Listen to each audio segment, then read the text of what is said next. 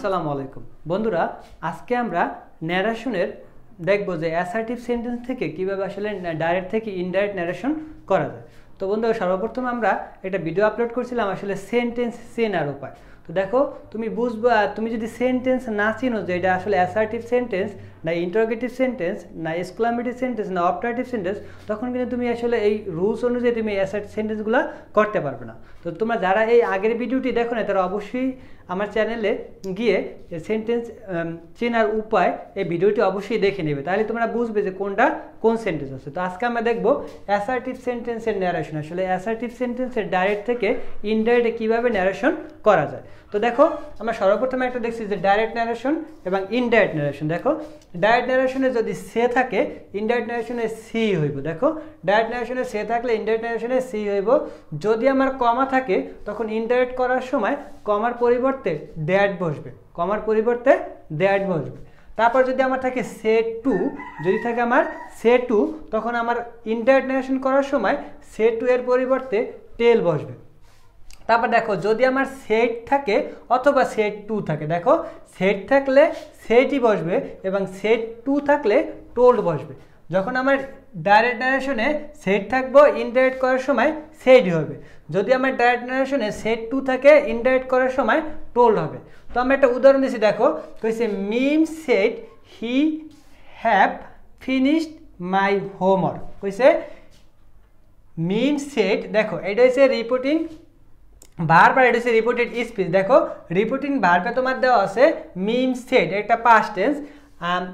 I have finished my homework, I have finished my homework. এটা যদি আমরা করি, তো দেখো আমরা লিখি মিম সেড দ্যাট। দেখো, মিম এই জায়গায় আমার সেড আছে, দেখে আমার ইনডাইরেক্ট সেন্টেন্সে সেড হইবে, জন্য আমি লিখছি সেড। তারপর কমার পরিবর্তে ড্যাশ বসবে, কমার পরিবর্তে ড্যাশ বসবে। তারপর এই জায়গায় আছে আমার মিম, মিম আছে মে, এই জায়গায় আছে আই, এই জন্য আই যাইব সি হইয়া।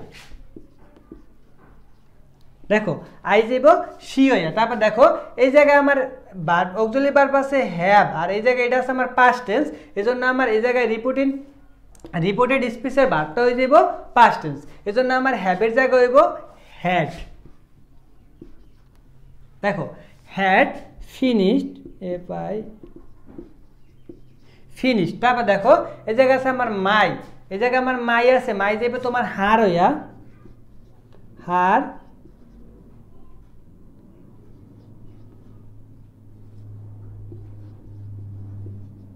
হোমওয়ার্ক। এটা খেয়াল করো, আমার ফার্স্ট উদাহরণটা ছিল Meem said I have finished my homework. তো এটা একটা অ্যাসার্টিভ সেন্টেন্স। কীভাবে বুঝছি? কারণ এই জায়গায় শুরুতে আমার সাবজেক্ট আছে এবং লাস্টে আমার ফুল স্টপ আছে। যখন কোনো একটা সেন্টেন্সের শুরুতে সাবজেক্ট এবং শেষে ফুল স্টপ থাকে, এটা একটা অ্যাসার্টিভ সেন্টেন্স। তো অ্যাসার্টিভ সেন্টেন্স থেকে যখন আমরা ডাইরেক্ট থেকে যখন আমরা ইনডাইরেক্ট ন্যারেশনে রূপান্তর করব, তখন এই জায়গায় আমি কিছু দিচ্ছি, সের পরিবর্তে সে বসবে, কমার পরিবর্তে ড্যাশ দ্যাট বসবে, সেট টু এর পরিবর্তে টেল বসবে এবং সেডের পরিবর্তে সেড এবং সেট টু এর পরিবর্তে টোল বসবে। এই জন্য এই জায়গায় মিম সেড, তো মিম সেডই রয়েছে, কমা উঠে গিয়ে দ্যাট বসছে এবং এটা আমার আছে আমার ফার্স্ট পার্সনে মিম, এই জন্য সি বসছে এবং এইটা আছে আমার পাস্ট টেন্স, এই জন্য এটা হইব পাস্ট টেন্স। তো দেখো, এটা হচ্ছে তোমার হ্যাভের পরিবর্তে হ্যাড বসছে এবং ফিনিশড, এই জায়গায় আছে মাই, মাই যাইব হার হইয়া হোম ওয়ার্ক। তারপরটা দেখো কি আছে, যে রাজু সেজ, এই Raju says I wants to be a teacher. তো দেখো, এটা যখন আমরা করবো, Raju says that, Raju says that. দেখো, খেয়াল করো, আমার এটা আছে আমার কি, এটা আছে আমার প্রেজেন্ট টেন্সের সেজ, এই জন্য এই জায়গায় আমার রাজুর জায়গায় রাজু সেজ হয়েছে, যে জায়গায় সে থাকলে সেই কিন্তু হয়, এর লাগে এস যুগ আছে সেজ দ্যাট। তারপর এই জায়গায় আছে আমার আই, আই যাবে তোমার হি হইয়া হি। দেখো, এইটা আছে আমার প্রেজেন্ট টেন্স, এটা এখানে যদি প্রেজেন্ট টেন্স থাকে, এখানে ভার্বের কোনো পরিবর্তন হয় না। তো দেখো, শুধু ওয়ান্টের লাগে একটা এস যোগ হইব আর বাকি সব কিছুই ঠিক থাকবে। To be a teacher. দেখো টু বি এ টিচার। তো দেখো বলছে যে Raju says I wants to be a teacher. তো এটা আমরা যখন আমরা ন্যারেশন করব তখন Raju says that he wants to be a teacher. প্রিয় শিক্ষার্থী বন্ধুরা, অ্যাসার্টিভ সেন্টেন্স থেকে ন্যারেশন করার সময় আরেকটি ব্যতিক্রমী একটি আসলে রুলস আছে যে চিরন্তন সত্য বা অভ্যাসগত সত্য যদি আমার থাকে, চিরন্তন সত্য বা অভ্যাসগত সত্য যদি আমার থাকে, তখন তোমার রিপোর্টিং ভার্ব যদি পাস্ট টেন্স হয়, রিপোর্টিং স্পিচ কোনো পরিবর্তন হইবে না। দেখো রিপোর্টিং ভার্ব, দেখো আরবি রিপোর্টিং ভার্ব আর আর এস রিপোর্টেড স্পিচ। মনে রাখবা চিরন্তন সত্য বা অভ্যাসগত সত্যের ক্ষেত্রে, চিরন্তন সত্য বা অভ্যাসগত কাজের ক্ষেত্রে যদি আমার রিপোর্টিং ভার্ব যদি পাস্ট টেন্সও থাকে, রিপোর্টেড স্পিচের ভার্বের কোনো পরিবর্তন হবে না। তো আমরা এটা আসলে দেখি যে এটার অ্যান্সারটা কিভাবে বলে। দেখো ফার্স্টে আমার দেখো ফাদার সেড, দেখো সেড কিন্তু past tense. Father said the sun rise in the east. দেখো the sun rises in the east. তো দেখো the sun rises in the east, সূর্য পূর্ব দিকে ওঠে। দেখো এটা একটা চিরন্তন সত্য, এটা একটা চিরন্তন সত্য। তো যদি কোনো চিরন্তন সত্য থাকে, আমার রিপোর্টিং ভার্বে যদি রিপোর্টিং ভার্বের ভিতরে যদি ভার্ব পাস্ট টেন্সও থাকে, তাহলে রিপোর্টেড স্পিচের ভিতরে ভার্বের কোনো পরিবর্তন হবে না। তো দেখো আমরা লিখি ফাদার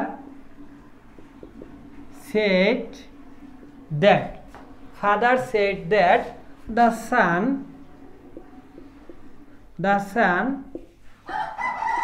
rises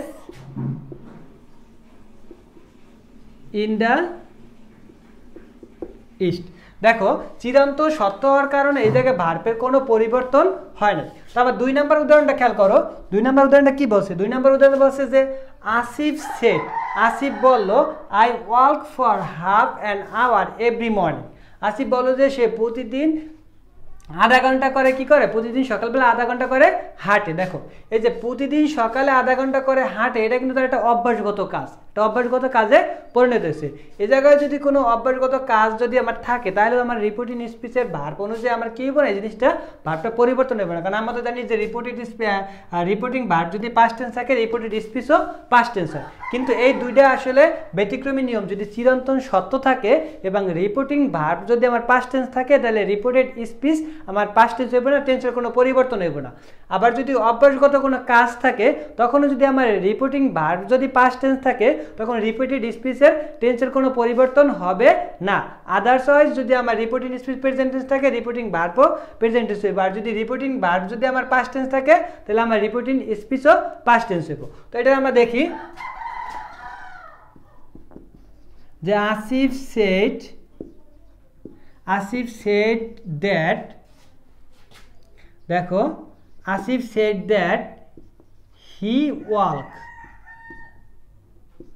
দেখো এটা থার্ড পারসন সিঙ্গুলার নাম্বার দেখে ভার্বের লগে এস যোগ করব। Works for